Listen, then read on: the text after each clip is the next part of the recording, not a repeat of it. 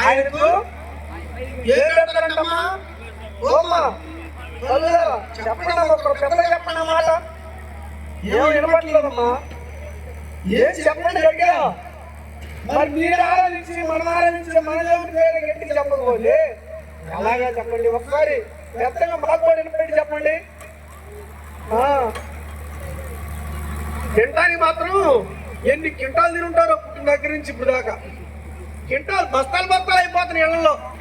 కేజీలు మాంసం, కేజీలు కందిపప్పు దిట్టగా తిని ఒళ్ళు పెంచుతున్నారు కానీ, శరీరాన్ని పెంచుకుంటున్నారు కానీ పరిశుద్ధతను పెంచుకుంటున్నావా? మన విశ్వాసాన్ని పెంచుకుంటున్నావా? క్రీస్తులో అనుభవాలు పెంచుకుంటున్నావా? మనలో దేవుని కొరకైనటువంటి దైవత్వాన్ని పెంచుకుంటున్నావా? ప్రార్థనలో, విశ్వాసంలో, భక్తిలో పెరుగుతున్నావంటే అది చాలా తక్కువగా కనపడుతుంది సమాజంలో. నేను కూడా గమనిస్తూ వస్తున్నా. దేవునికి స్తోత్రం కలుగును గాక.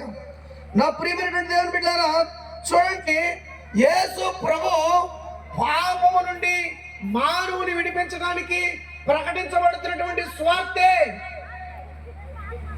క్రిస్మస్ సందేశం. దేవునికి స్తోత్రం కలుగును గాక.